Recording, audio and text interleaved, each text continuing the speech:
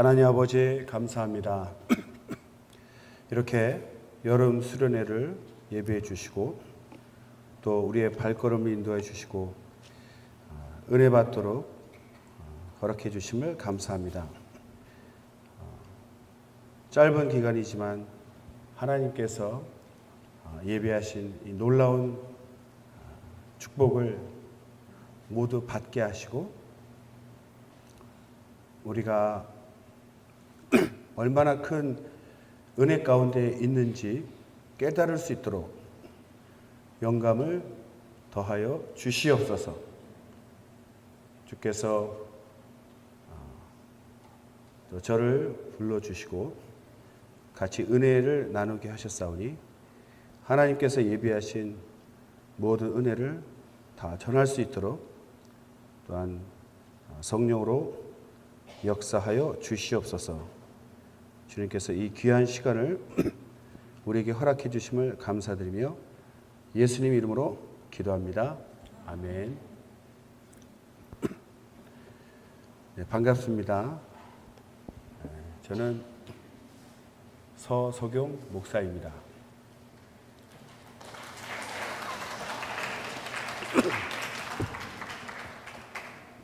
침묵이 박수를 이끌어내는군요. 오늘 좋은 걸 배웠습니다. 뒤에 앉아서 찬양을 듣고 있는데 하마터면 늦을 뻔했어요. 그렇게 영동고속도로가 막히는 줄 몰랐습니다. 나름 일찍 나왔는데 직전에 도착을 했습니다.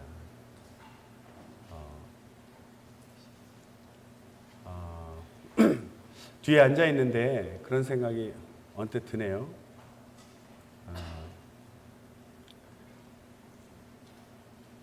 여러분들은 언제 예수님을 만났는지 각각 다르겠죠. 다르실 텐데 저는 여러분만한 나이 때 CBA 때 처음으로 하나님을 만났습니다. 그래서 CBA 예배 인도자로 오늘 초청을 받았는데 앉아 있으니까 처음 사랑을 회복하라 그런 메시지가 저한테 갑자기 이렇게 생각이 났어요.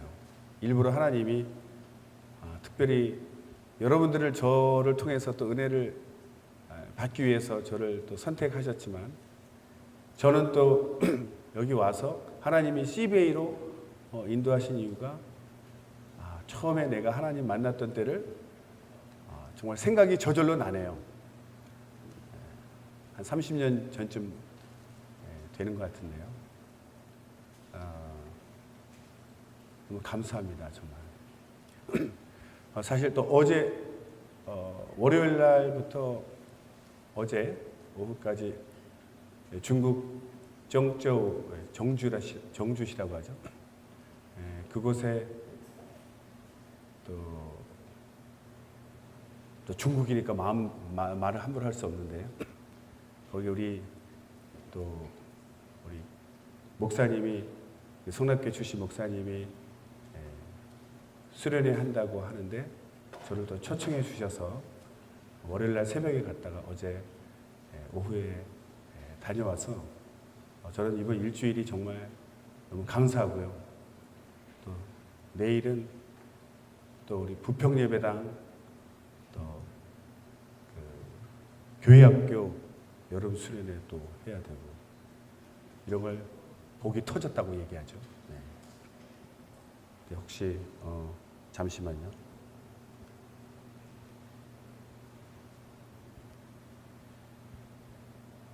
선풍기 하나 있었으면 좋겠는데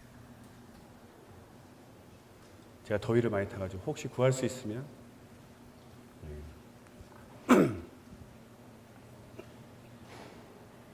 원래 제 스타일이 좀 시동이 늦게 걸리는 스타일입니다. 항상 처음에 좀 이렇게 막 버벅거리고 헤매다가 영감이 이제 풀리기 시작하면 여러분 집에 못 보내드릴 수도 있어요.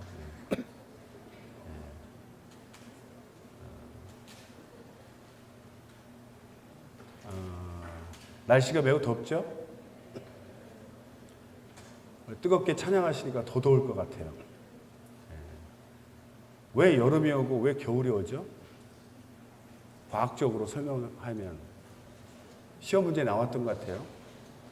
지축이 23.5도 이렇게 기운 상태에서 이렇게 태양을 이렇게 공전하니까 햇빛을 많이 받을 때는 여름이 되는 거고 적게 받을 때는 겨울이 되고.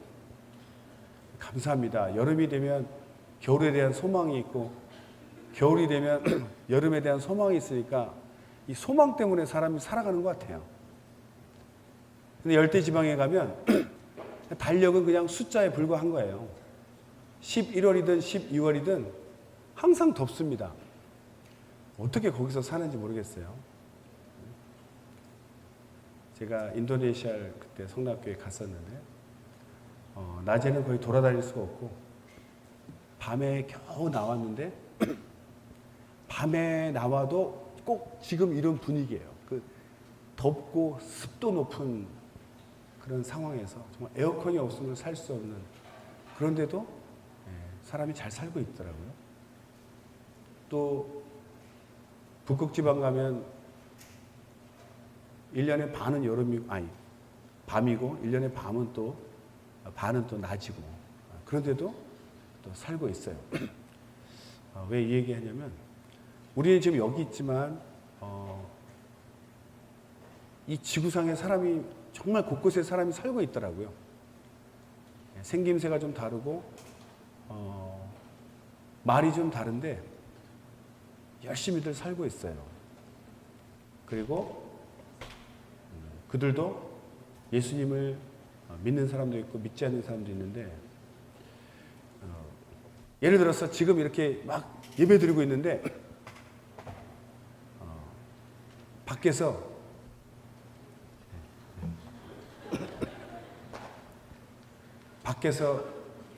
막 경찰들이 들이닥쳐가지고 이 불법 집회 다 체포한다.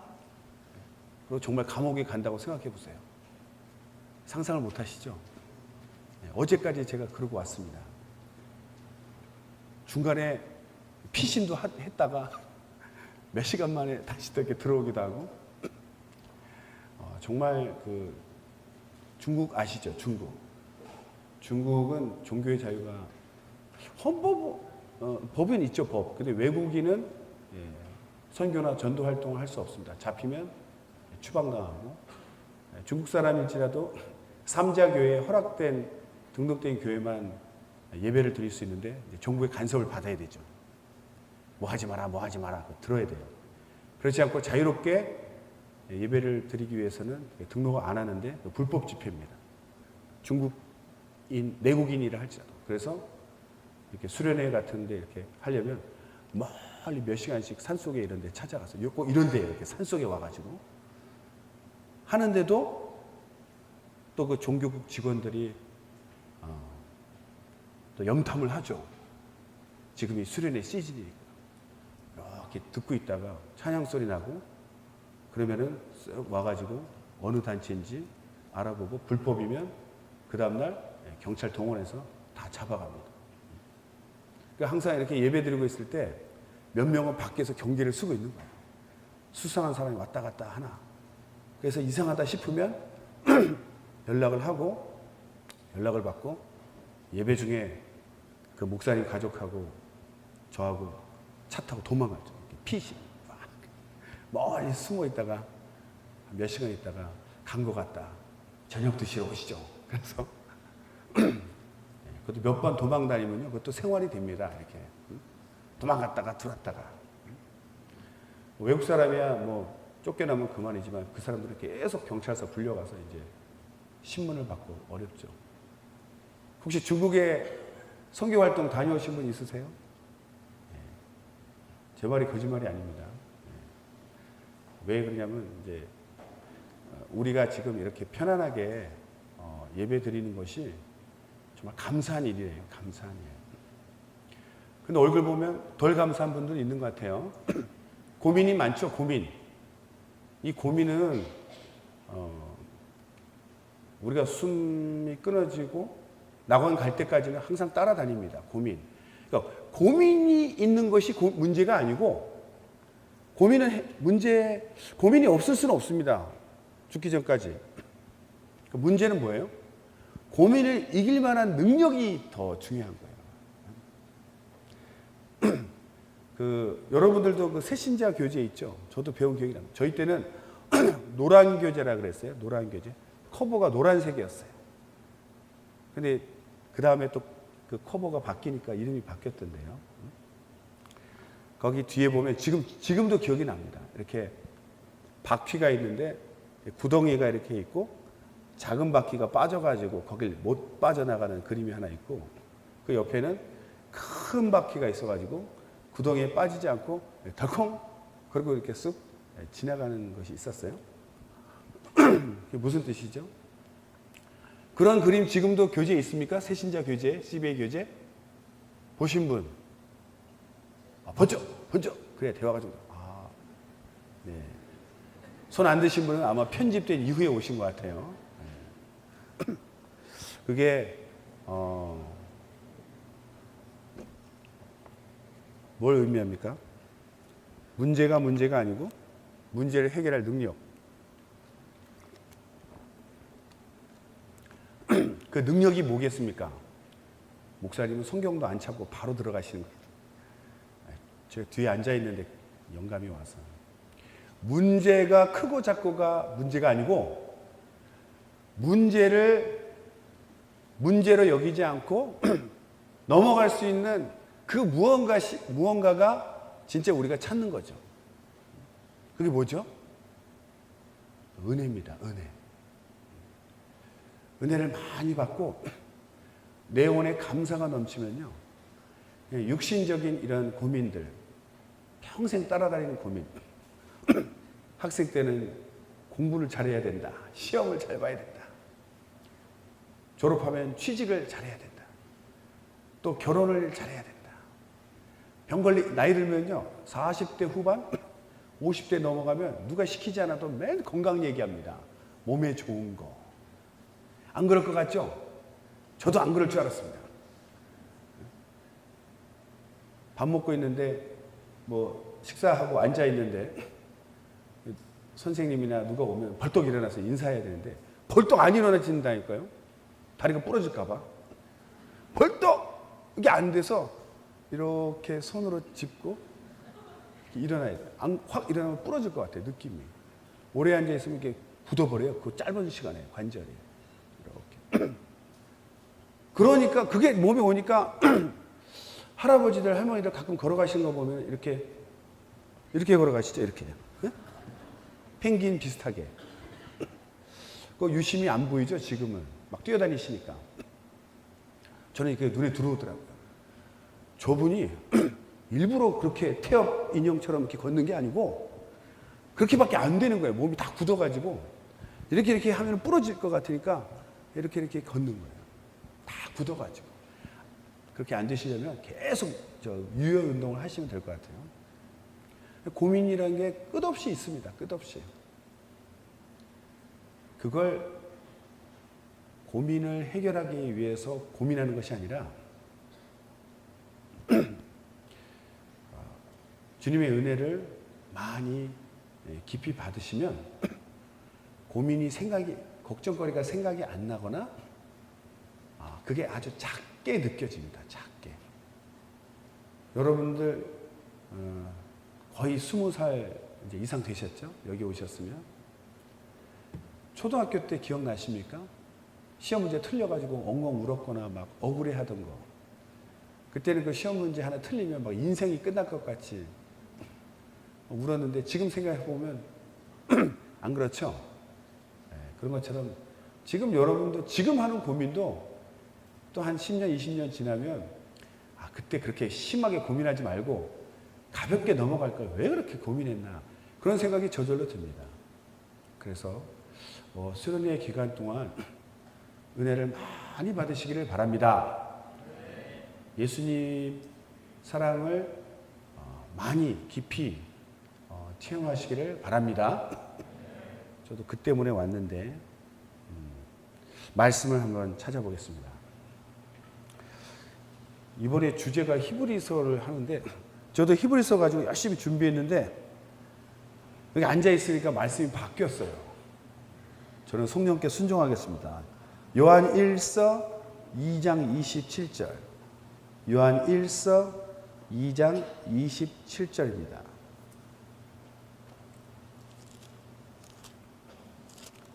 설마 이 중에 요한복음에서 찾는 분은 없겠죠? 네. 요한 1서 2장 27절. 시작. 너희는 주께 받은 바 기름 부음이 너희 안에 거하나니 아무도 너희를 가르칠 필요가 없고 오직 그의 기름 부음이 모든 것을 너희에게 가르치며 또 참되고 거짓이 없으니 너희를 가르치신 그대로 주 안에 거하라. 아멘. 비록 이 말씀이 요한 1서에 있지만 제가 전하려고 했던 히브리서 말씀과 연결이 되기 때문에 이게 좀 더 제가 전하려는 뜻하고 연결이 됩니다. 참고로 제게 주어진 설교 시간은 40분이고 이후에 20분간의 기도를 또 인도하라고 되어 있는데 저의 재량으로 하겠지만 중국 가면요 설교를 2시간씩 해야 돼요. 2시간씩. 한국 장년부는 30분 이상 넘어가면 막 시계를 쳐다보고 막 왜 쳐다보죠? 끝내달라는 뜻이죠. 은혜가 막 최고조로 올랐다가도 감수하기 시작합니다. 근데 중국은 1시간 기도, 1시간 설교하고 마치면 겨우 발동 걸렸는데 어디 가시냐고 그래요. 아주 어렵습니다. 다행히 통역을 끼고 해서 겨우겨우 채웠는데요.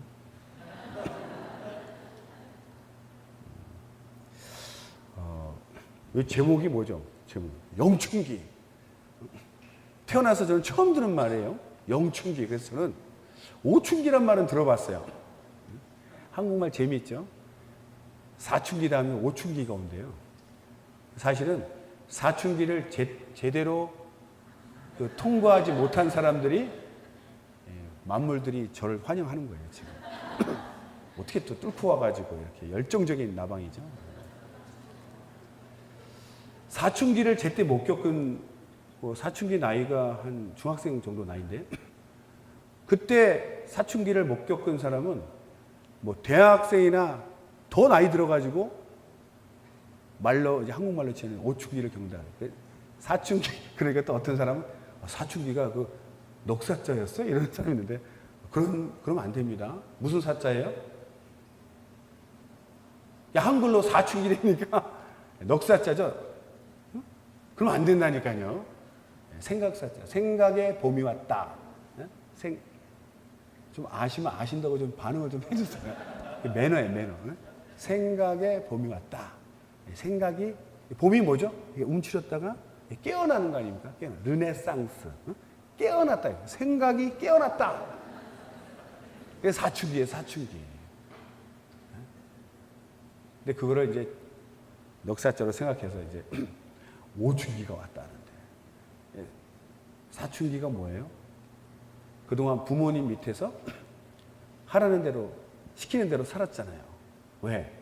판단력이 부족하니까. 스스로 뭘 할 줄 모르니까 부모님이 시키는 대로 해야만 했죠. 또 그렇게 알려주지 않으면 혼자 뭘 할 줄 몰라. 아직 어려서 세상 물정도 모르고 생각 자체가 이 사고력이 안 돼. 안 따라가니까 시키는 대로 해야 됩니다. 그래 안전해요. 분별이 잘 안 되니까. 그런데 사춘기에 접어드니까 뇌가 좀 어떻게 됐는지 뭔가 이렇게 스스로 생각하는 능력이 생기는 거예요. 그리고 의지가 독립하기 시작해요. 그때 이제 여러분도 이제 부모님 되시겠지만 잘 견뎌야 돼. 한 3년만 참으면 되는데 그때를 잘 못 참아가지고 그때 막 야단치고 이놈아 하고 야단치면 평생 원수가 될 수도 있어요. 사이가 안 좋아져.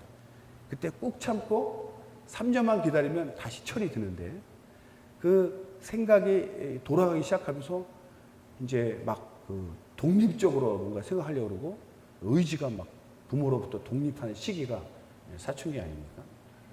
아이들도 처음에는 떠먹여주다가 자기가 먹겠다고 자기가 직접 하고 싶은 그 때가 있어요. 그때는 막 먹는 걸 거부합니다. 주는 걸 거부하고 자기가 막 흘려도 이제 자기가 막 먹으려고 할 때가 있어요. 아기 때도. 그런 것처럼 생각도 독립적으로 뭔가 스스로 이제 할 수 있게 자신감이 생기는 거죠. 내가 할 수 있는데 왜 자꾸 간섭하십니까? 그 직전까지는 부모님의 말씀이 거의 생명 같았고 나를 도와주는 빛이요 막 그런 생명 같은 말씀이었는데 사춘기 때 되면은 부담스러운 거죠. 간섭같이 느껴지니까. 내가 알아서 할 테니까 제발 말하지 마세요. 그럴 때 부모도 이제 한 발짝 물러서야 돼요. 근데 보니까 어설프거든. 그래서 자꾸 또 간섭을 하는 거예요. 근데 사실은 실패도 필요합니다. 실패도 필요하고 그걸 거쳐서 이제 성인이 되는 거죠. 그러니까 이 영춘기가 5춘기, 4춘기, 3춘기, 2춘기, 1춘기 그 밑에 가장 기본적인 영춘기냐? 그게 아니고 영혼의 사춘기가 왔다 이런 뜻이라고요. 이게 한자로 써야 되는데 한글로 써가지고 영혼의 사춘기가 왔다. 육체의 나이와는 상관이 없다는 거예요. 육체의 나이는 10년, 20년, 30년 믿었는데도 이 영춘기를 겪지 못한 사람도 있습니다. 이렇게 누군가 이렇게 알려줘야 되고 분별력이 영분별이 안 돼가지고 이것이 하나님의 뜻인지 하나님이 기뻐하시는 것인지 싫어하는 것인지를 분별을 못해서 그저 앞에 셀장이나 선교사님이나 목사님이 일러준 대로밖에 갈 수 없는 그런 단계. 어려서, 영적으로 어려서. 그런 단계에 있다가 이 영춘기, 아주 히트치겠어요. 특허 내도 될 것 같아요. 이 CBA 누가 지어내신지 모르지만 아주 영감 있는 말인데요. 이 영춘기를 겪고 나면 선교사님 그만 좀 잔소리 좀 그만하세요. 목사님 저도 할 수 있다니까요. 이러면서 막 거부해. 불안하죠. 저것이 저거 시험 들면 어떡하지? 하지만 이 영춘기를 겪어야 어른이 됩니다. 영적으로 어른이 된다는 건 뭐죠? 자기가 분별을 할 수 있다는 얘기예요. 말씀을 다시 봐서 왜 그게 가능하냐면 기름 부음이 이제 성령을 얘기합니다. 성령. 우리가 성령을 받은 것은 그 성령께서 이제 알려주신다는 거예요. 성령께서 알려주시는데 그 성령이 알려주신 대로 판단하고 분별하는 능력을 갖추는 것이 바로 이 영춘기를 겪은 사람이에요. 이 길 따라 오는데 생전 처음 오는데 요즘은 내비게이션이 아주 잘 돼 있어서 주소만 딱 제대로 입력하면 그 알지 못하는 골목까지 또 빠른 길까지 찾아가지고 잘 이렇게 인도하죠. 근데 내비게이션을 달았다고 해서 무조건 잘 찾아오는 게 아닙니다. 내비게이션을 무시하는 사람은요, 다르나 많아요. 말 잘 들어야 된다는 얘기예요. 내비게이션님의 말을, 내비님의 말을 잘 듣고 옆 사람하고도 얘기하다가도 갑자기 내비님이 왼쪽으로, 오른쪽으로 그러면 얼른 그걸 듣고 따라가야지 얘기하다가 무시하거나 못 들으면 또 엉뚱한 데로 빠지는 거예요. 그러니까 항상 이 운전하는 사람은 얘기하다가도 귀는 이렇게 쫑긋 내비님의 말에 이렇게 청종하고 있어야 돼요. 그래서 찾아오는 거지 달아났다고 되는 게 아니에요. 내비님이 열심히 얘기하는데도 안 들으면 어차피 있으나 없으나 헤매는 거예요. 성령이 내 안에 오셨지만 내가 그 성령의 음성을 듣지 않으면 와 계시나 안 계시나 별 차이가 없는 거예요. 잘 들어야 돼요. 잘 귀를 쫑긋하고. 실제로 라디오나 이런 데서 막 이렇게 음악 소리가 가사가 나와도 귀를 기울여야 들리죠. 집중 안 하면 안 들리죠.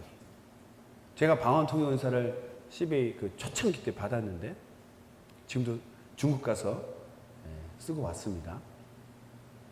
사람들이 방언통역은사가 있다니까 목사님 그럼 남의 방언 다 듣고 다니시나요? 뭐 이래. 저를 막 범죄인으로 만들어. 범죄인. 방언 통역은 일입니다. 일. 이렇게 듣고서 얘기해 줘야 되는 일이고, 저도 제 기도를 해야죠. 방언 통역 충만히 열심히 한다고 제가 충만해지는 게 아니잖아요. 그런 염려는 안 하셔도 됩니다. 그것도 이렇게 해달라니까 이렇게 들어야 들리는 거지. 여기 은사자도 아시겠지만 옆에서 방언한다고 들리는 거 아닙니다. 걱정하지 마세요. 환상 본데 만약에 영안이 열렸다 그러면 뭐 다 보는 거 아니야? 모르겠어요. 저는 영안은 잘 안 열렸는데. 그렇게 그 성령이 와 하나님이 성령을 보내주셨으니까 그분이 모든 걸 가르치신다고 돼 있어요. 참되고 거짓이 없다. 그러니까 성령의 음성은 참된 것만 가르쳐 주시니까 그 음성만 잘 듣고 가면 참된 길로 갈 수가 있어요. 그런데 안 듣잖아.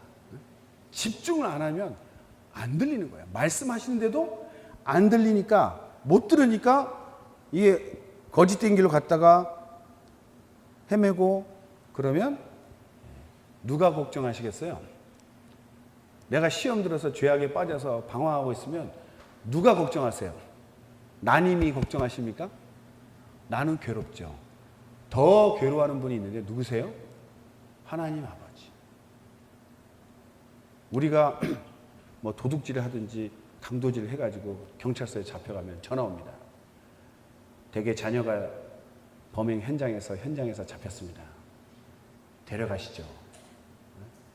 그러면 그 전화를 받고 경찰서에 들어서는 부모님의 마음이 어떻겠습니까? 아이는 벌벌벌벌 떨고 있겠지만 그 부모님의 마음은 찢어지죠. 왜? 아니 못나나 그래서요? 아니요. 이놈이 뭐가 되려고 왜 뭐가 되려고 이런 짓을 후회가 되고 걱정이 앞서고. 부모님의 마음은 똑같죠. 올바른 사람이 되어라. 그래서 학교도 보내고 가르침도 주는데 똑같습니다. 영혼의 아버지이신 하나님 아버지께서 성경을 통해서 참된 것, 하나님의 말씀, 진리의 말씀을 가르쳐 주신 이유는 올바른 영혼, 참된 영혼이 되라고 알려주시는 거예요. 근데 그걸 듣지 않아서 마귀하고 짝짝꿍 해가지고 욕심을 따라 놀다가 덜커덕 이제 걸렸어. 마귀가 조롱하겠죠. 당신 자녀가 나한테 속아가지고 지금 억압받고 있어요. 지금 내가 딱 한 방 쳤더니 정죄에 빠져가지고 지금 허덕거리고 있다고. 예수님이 구하러 오시잖아요.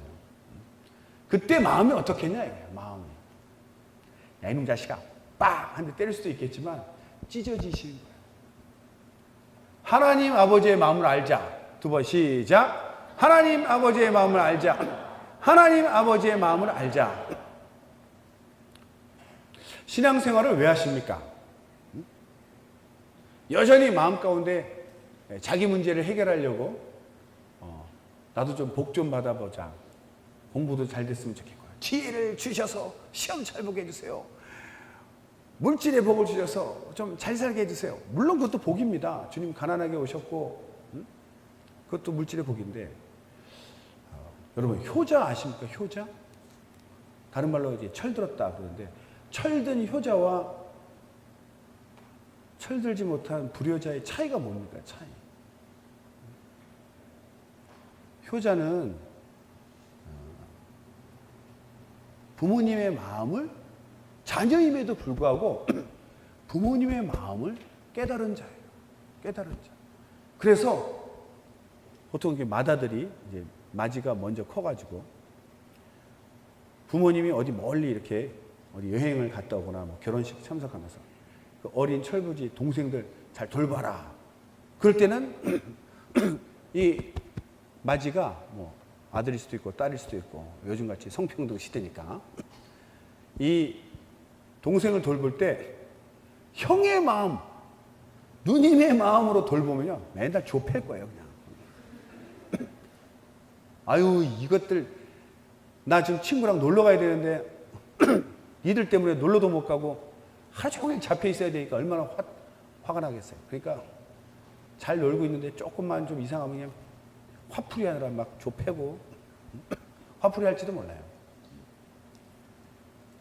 너희들 때문에 내 이 귀한 친구랑 놀러 가는 약속도 다 취소하고 얼마나 화가 나겠어요. 그런 상태가 이제 불효자죠. 근데 효자는 자기가 미리 전화를 하는 거예요. 친구야, 오늘 내가 동생을 돌봐야 돼. 엄마 아빠 저기 어디 가셔가지고 내가 좀 어린 동생을 돌봐야 되니까 미안하다. 니들끼리 좀 가라. 사진 찍어갖고 보내줘. 그리고 그 동생들을 잘 돌본다. 대문 밖에 못 나가게 하고. 왜? 부모님의 마음을 아니까. 그 어린 동생 자칫 잘못하면 위험한데 그 얼마나 마음이 안쓰럽겠어요. 그런데 그래도 마지가 이 녀석이 참 철들어가지고 잘 부탁한다 그러고 갔다.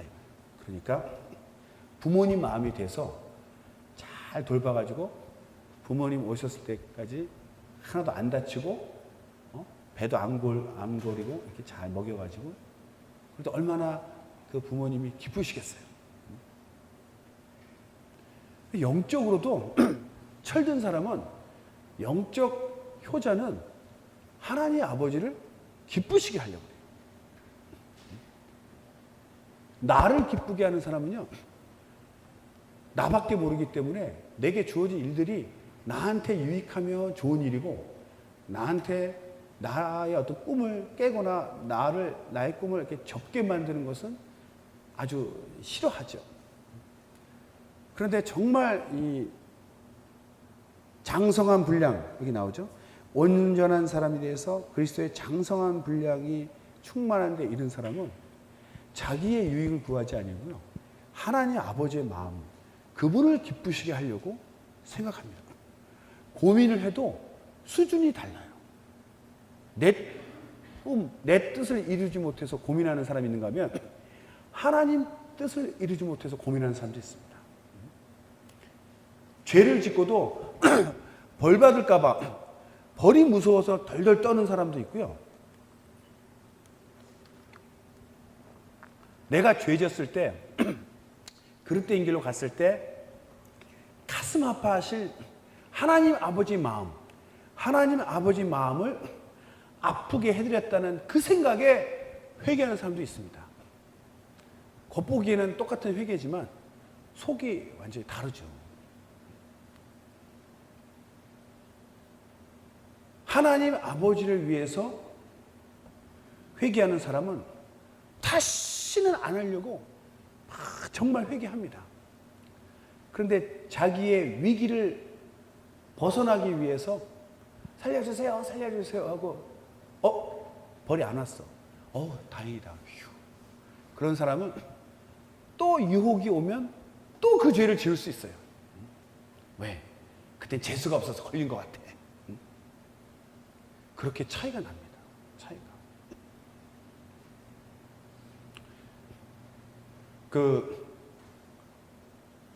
아니야, 이런 얘기 여기서 하면 안 되겠지. 너무 딱딱한 얘기 같아가지고 좀 재미난 얘기 해주려고 했더니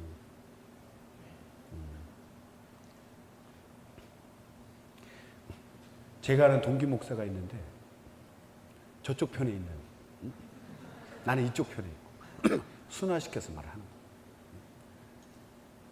매일 맞닥뜨리는데 저한테 하는 말이 있어요. 나는 목숨 걸었어, 너도 목숨 걸어, 뭐 이러더라고요. 오유, 대단하네. 목숨 걸어. 나는 목숨 못 걸었는데 아직도. 둘 다 잡혀서 검사 앞에 갔어요. 검사 앞에.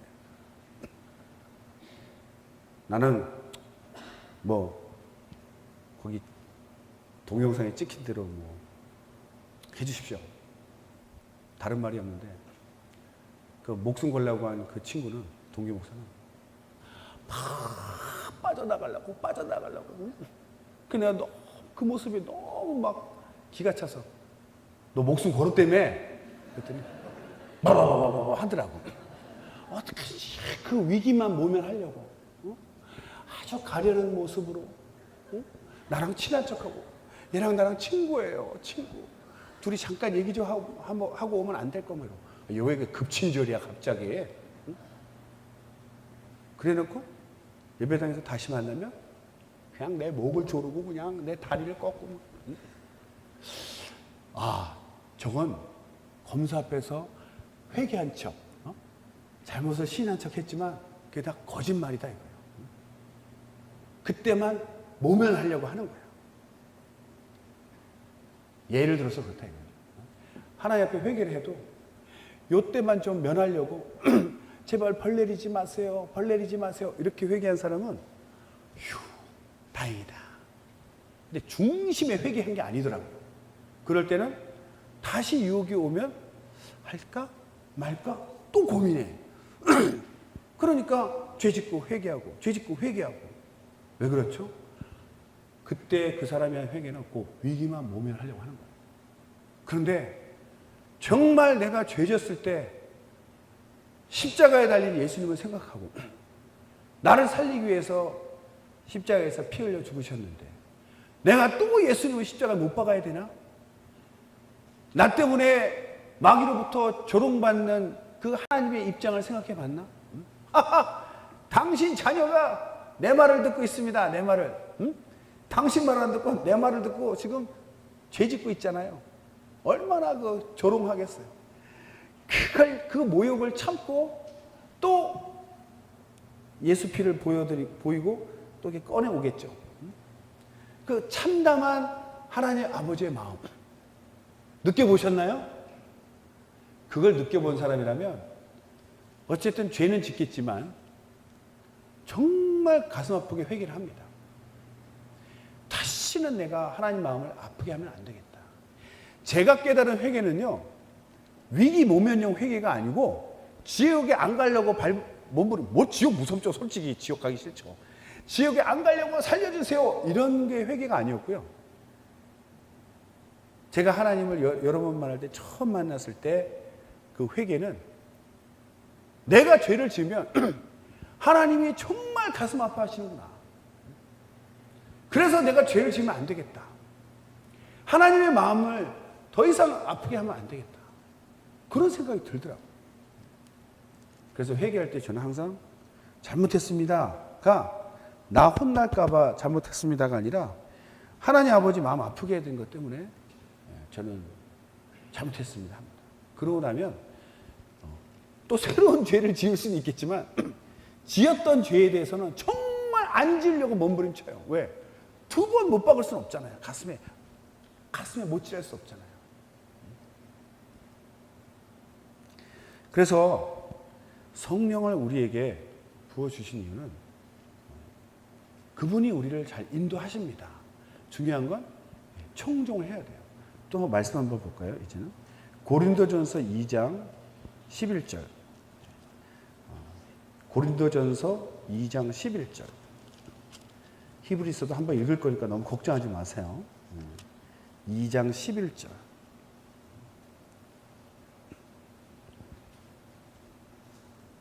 반도 안 갔는데 벌써 시간이 다 돼가는 거예요. 아무튼 2장 11절. 중국 갔다 왔더니 말이 많아졌어요. 시작. 사람의 사정을 사람의 속에 있는 영 외에는 누가 알리요?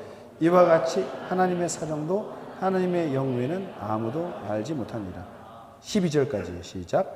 우리가 세상의 영을 받지 아니하고 오직 하나님께로 온 영을 받았으니 이는 우리로 하여금 하나님께서 우리에게 은혜로 주신 것들을 알게 하려 하십니다. 아멘. 중국 가면 아몬 그래요. 아몬. 이상하죠? 아몬. 중국 갔다 온 티내려고 누가 말씀 보내주면 아멘 안 그러고 아몬 이렇게 썼어요. 성령을 받게 되면 우리 영이 살아나서 성령이 말하게 하심에 따라서 랄랄랄랄라 방언을 하죠. 그건 사람에게 하는 것이 아니고 하나님께 하는 비밀인데 내 사정을 아뢰는 거예요. 영혼은 사람의 마음을 밝히는 등불이라 말씀하신 것처럼 우리 영혼을 내시경처럼 우리 마음을 쫙 살펴서 내 영혼이 하나님께 하나님 도와주세요 도와주세요 이렇게 기도하는 게 방언이죠. 근데 성령은 왜 받았냐? 하나님의 사정을 알려고 효자되라고 하나님이 뭘 기뻐하시는지 당연히 말씀대로 순종하는 걸 기뻐하시죠. 이 말씀이 하나님의 말씀이요 진리요 이대로 행할 때 하나님이 기뻐하신다는 것을 알려주려고, 그것이 우리에게 얼마나 큰 은혜의 말씀인지를 알려주려고 성령이 오셨다는 거예요. 그래서 성령 받은 사람은 하나님이 내게 주신 은혜를 압니다. 하나님 마음을 알게 되는 거예요. 성령이 내 안에 오셨다는 얘기는 우리가 철든 것처럼, 부모의 마음이 쑥 들어온 것처럼 하나님 아버지 마음을 알게 돼서 더 이상 나를 위해 살지 않고 하나님을 위해서 사는 사람이 되는 거예요. 제가 목사가 되어서, 신임 목사가 되어서 이제 교육을 받고 있는데 어떤 선배 목사님이 탁 강사로 오셔가지고 그런 말씀을 하셨어요. 탁 처음에 은혜 받는 모습을 보면 이 사람이 어디까지 갈지가 보인다는 거예요. 은혜 초창기의 그 처음 사랑, 은혜 받은 분량이 그 사람을 결정한다는 거예요. 너무 운명적인 것 같아서 좀 거부감이 있었는데 맞습니다. 그 한 번에 모든 걸 결정되는 게 아니죠. 처음에 못했어도 나중에 잘할 수 있잖아요. 그런데 정말 제가 말씀드리고 싶은 것은 그 선배님이 하신 말씀 뭐냐면, 은혜의 분량, 은혜는 누구나 동일하게 주셨습니다. 자녀이기 때문에 똑같이 사랑하세요. 그런데 문제는 깨닫는 분량이 다르다는 거예요. 그래서 효자가 있고 불효자가 있죠. 장례식장 가면 자식들 중에 제일 많이 우는 자식이 있습니다. 특별하게 불효자. 정말 장례 많이 가보는데 정말 부모님 죽음 앞에서는 다 회개합니다. 아니 믿고 안 믿고를 떠나서 그때 정말 유난히 많이 우는 사람이 있어요. 그래서 모르는 사람은 저 사람 정말 부모님 많이 사랑했나 봐. 아니요. 평소에 많이 부모님을 섬긴 사람은 조금 울어요. 뭐 많이 울 수도 있겠죠. 그런데 주체할 수 없이 우는 사람이 있어요. 겉보기에는 정말 효자인 것 같으니 아니요. 너무나 많은 죄, 불순종 그런 것에 대한 그 회개하는 마음이 일어나서 펑펑 울더라고요. 매일 새벽기도 나오시는 분은 특징이 뭔지 아세요? 잘 졸아요. 매일 나와서 졸아. 뭐 특별할 것도 없어. 거의 습관화 돼가지고 습관을 쫓아 나오시니까 맨날 졸아. 그런데 어느 날 갑자기 혜성같이 나타나가지고 떠나가라 소리 지르면서 통곡하면서 회개하는 사람이 있어요. 그 목사님 볼 때는 엄청 충만하게 보이죠. 충만하게. 한 일주일 나오더니 또 안 나오셔. 계속 나와주시면 좋은데 왜 분위기 막 그 새벽기도 분위기를 막 잡아주시니까 목사 입장에서는 좋잖아요. 왜 안 나오시죠? 그랬더니 문제가 해결됐어요. 해결됐으니까 안 나오는 거야. 그러다 또 한 달 있다가 또 나타나서 또 울고불고 통곡하죠. 왜 그렇죠? 문제가 터진 거야. 그런 사람 또 특징이 있습니다. 막 카톡방에 막 날려. 나 도와주세요, 도와주세요. 맨날 기도하는 사람 뭐예요? 맨날 기도하니까 문제가 별로 안 생겨. 그러니까 맨날 졸아도 상관없죠. 그 의사들도 얘기합니다. 병 난 다음에 치료하는 것보다 예방이 중요하다. 예방. 응? 여러분들 차 운전도 많이 하겠지만 차도 이렇게 사람도 아프면 아야야 하듯이 차도요. 완전할 때는 잡소리가 안 납니다.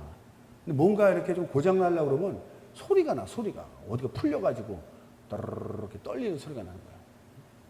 그것도 얼른 가서 고치면은 비용이 얼마 안 드는데 뭐지? 신경 안 쓰고 다니다가 바퀴가 빠져나가고 문짝이 확 떨어지고 뭐 다치고 그러면 엄청 차도 고쳐야 돼요. 사람도 다치고 치료비 많이 들죠.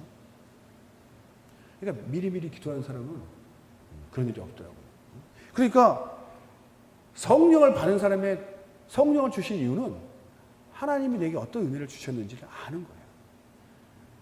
아까도 네비님 얘기했지만은 성령을 모셨어도 똑같이 성령 주셨죠?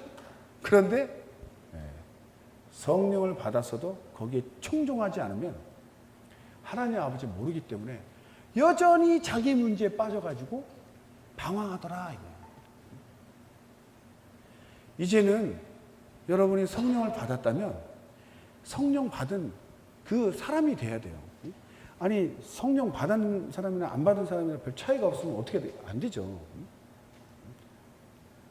지갑에 돈이 많은 사람과 돈이 적은 사람은 밖에서는 안 보입니다. 지갑 속에 얼마 들었는지. 지갑 속은 안 보이지만 행동은 보면 알 수 있어요. 야 오늘 단톡 쏜다. 밥 먹으러 가자. 뭐, 그 뭐야? 돈이 많이 있는 거야. 근데 따라가면서 야, 너 비싼 거 맨날 먹지 마. 맨날 비싼 거 먹고 그래. 뭐 이러면서 막 괜히 가서 그냥 맛있게 먹으면 될까? 괜히 뭐 트집 잡는 애들 있죠. 쫀심 상해가지고 지갑에 돈이 없어서 그래. 근데 또 한국 사람 특징이 가자 해놓고 또 보통 가자 그러면 이제 가자는 사람이 나 있는데 그냥 우르르 가다 보면 누가 내릴지 잘 모를 때도 있어요. 직장 생활 할 때도 그렇고. 근데 어떻게 돼요? 밥 먹고 팍 튀어나가는 사람 있죠? 계산하려고. 더 지능적인 사람은 중간에 화장실 가는 척하고 미리 선결제하고 오는 사람도 있어요. 그런 사람 되시기 바랍니다. 근데 밥 먹고 제일 늦게 일어나는 사람도 있어. 또 신발도 그 구두끈을 풀었다 매졌 뭐 이렇게 괜히 풀었다가 또 매고 그래갖고 계산대를 바라보면서 막 이렇게 지갑에 돈이 없어가지고 안 봐도 보이는 거예요. 어떤 사람은 뭐 영안이 탁 해가지고 뭐 속에 귀신이 있니 뭐가 있니 그거 안 봐도요 꼭 그 봐야 되겠어요? 보면 좋지.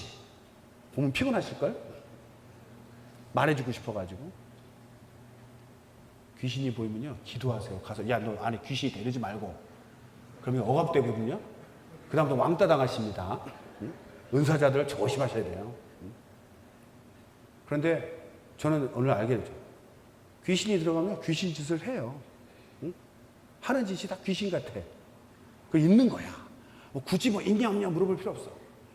대신 성령이 충만하면 꼭 성령이 보입니까? 안 보여도 하는 행동이 성령 아주 그냥 선한 행위를 하잖아요. 아 그러면 성령 충만한 것 같아. 안 봐도 보이는 거예요. 성령을 받으면 기도할 때 정말 하나님 사정을 알게 해달라고 기도하셔야 돼요. 그래서 이 영충기 이걸 탁 통과하면요 이 뭐죠? 철든 사람이 되는 거예요. 영적인 효자. 나를 생각하지 않고 갈라디아서 2장 20절처럼 하나님을 생각하는 사람들이에요. 하나님 아버지. 내 문제는 내 문제가 아니야. 더 이상. 그건 하나님께 그냥 맡겨. 정말 말씀처럼. 맡겨버리고 난 어떻게 하면 하나님을 기쁘게 할 수 있을까? 그러니까 그때부터 갑자기 말씀을 보고 말씀대로 살려고 막 하는 거예요. 말씀대로. 진리의 말씀, 생명의 말씀. 내가 이대로 하면 복 받는다. 그 아직 영충기를 겪지 못했어.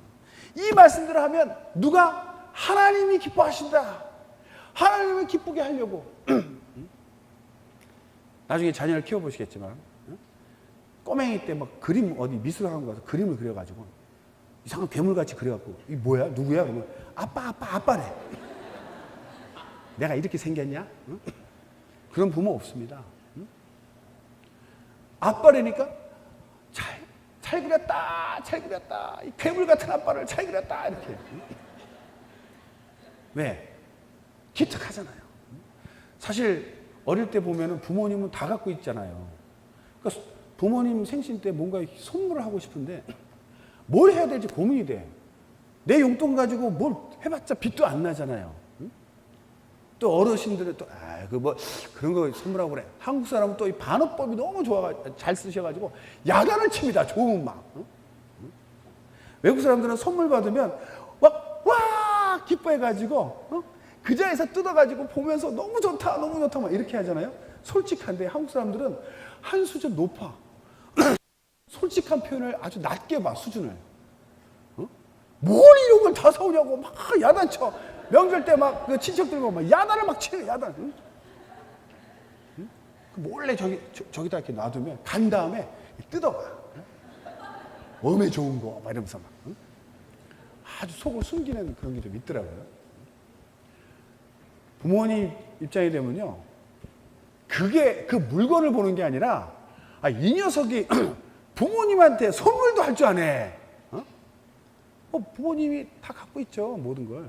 하지만 부모님을 기쁘게 하려고 선물을 준비하는 거 아니에요? 그 마음이 기특해서 행복한 거예요. 그 마음이. 야단을 맞더라도 아무거나도 하시기를 바랍니다. 응? 잘 안 하시는 것 같은데 하셔야 돼요. 참 신기해요. 중국 가서도 내내 이때를 생각하면서 준비한 말씀이 있는데 그거는 이렇게 안 되고 딴 말씀을 하는데요. 저는 라이브에 굉장히 좋아합니다. 이렇게 준비를 했어도 딱 현장에 왔을 때 하나님이 주시는 말씀을 전해야 된다. 지금 제가 무슨 얘기를 했습니까? 이게 말을 많이 해도 그 말이 기억나는 게 아니라 영혼의 메시지. 하나님이 지금 제가 막 웃긴 말을 했든 뭐 심각한 얘기를 했든 그게 중요한 게 아니고 지금 하고 내 영혼에 말씀하시는 주님의 음성을 들어야 되는데 그걸 잡지 못하면 저도 잘못한 거고 여러분도 잘못한 거예요. 뭘 이렇게 받으셔야 돼요. 철든 사람이 돼요. 철든. 예수님을 깊이 생각하라.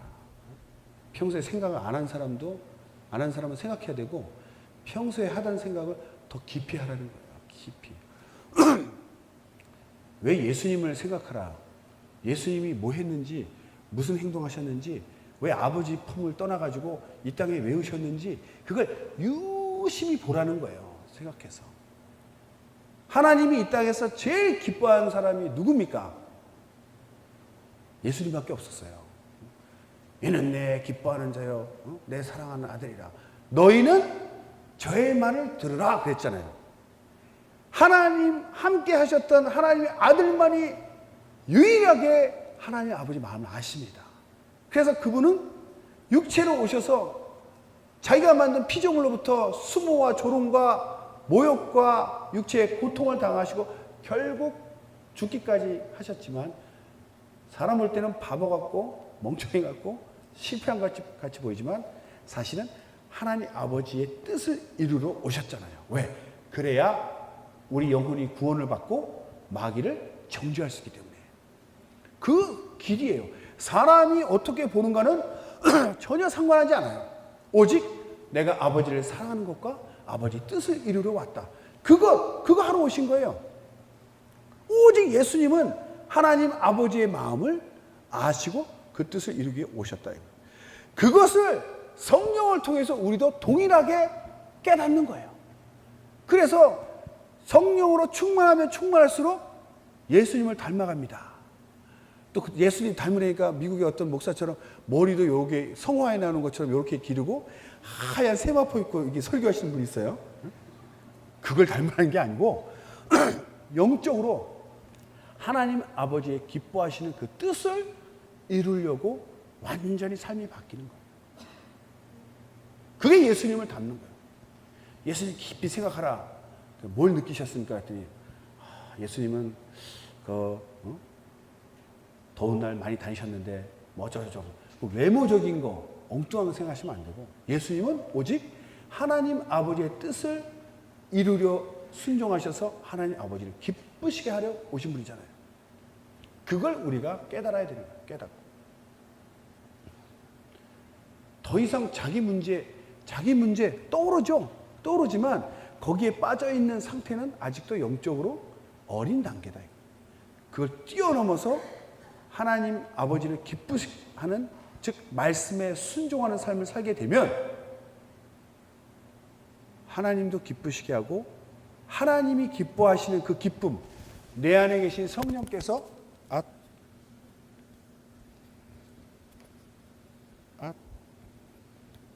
너무 충만해서 하나님을 내가 말씀에 순종하면 하나님이 기뻐하시거든요. 안심하신다 이거예요.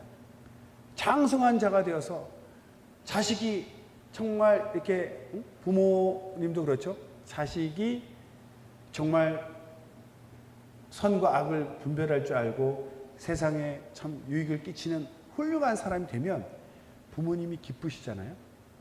그게 자식의 기쁨이 돼야 된다는 거예요. 그런 것처럼 우리가 진리의 말씀을 순종할 때 하나님 아버지께서 일단 안심하세요. 그리고 참 훌륭하다, 든든하다, 역시 내 자녀야. 그 기뻐하시는 거를 나의 기쁨으로 삼는 거예요. 실제로 성령께서 기뻐하시면요, 마음 막 기뻐집니다. 내 마음 안에 하나님이 기뻐하시는 걸 느낄 수 있어요.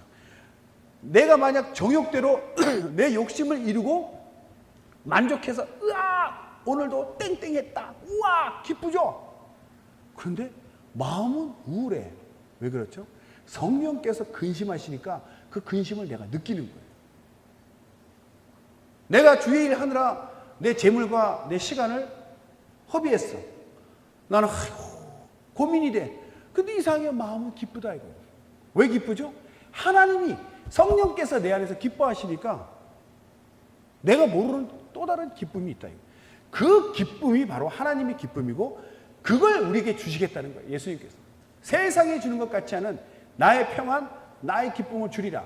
우리가 사는 힘의 원천은 예수님의 평안, 예수님의 기쁨, 그게 내 안에서 느껴지는 거예요. 내가 삶이 잘하든 못하든 실패도 하고 어려움을 겪는데 그 모든 것을 초월하고 그걸 능히 감당할 수 있는, 세상에서 주지 못하는 내 안에서 솟구치는 그 하나님의 기쁨, 생수의 강을 마시는 그 기쁨이 계속 올라오니까 그 남들이 볼 때는 왜 저렇게 고생하냐, 바보같이 사냐 하지만 기쁘다. 내 마음이 기쁘다. 내가 원하는 것을 이루어서 내 욕심을 채웠을 때도 기쁘죠.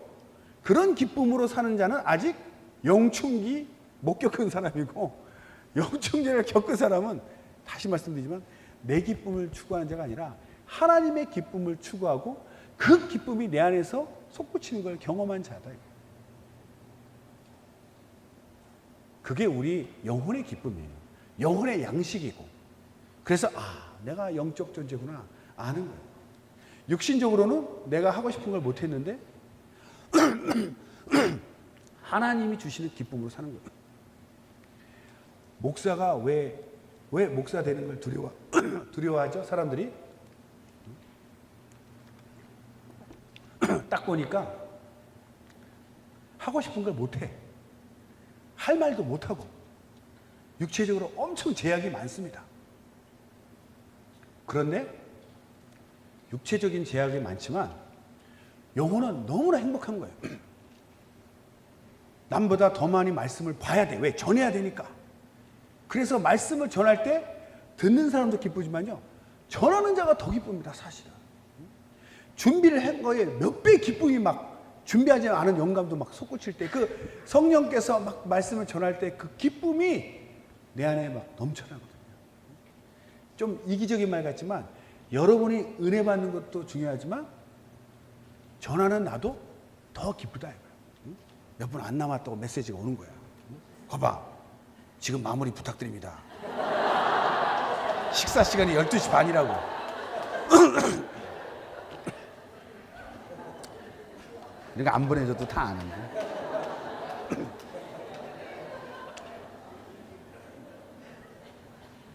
자, 기도하겠습니다. 몇 분 안 남았지만 오늘 자기에게 말씀하신 바를 하나님께서 저기 서 있는 서 목사님을 통해서 내 영혼에 이 말씀 하시는구나. 그걸 내가 꼭 붙잡고 실천하게 해달라고. 다 같이 예수여 두 번 부르기도 하십니다.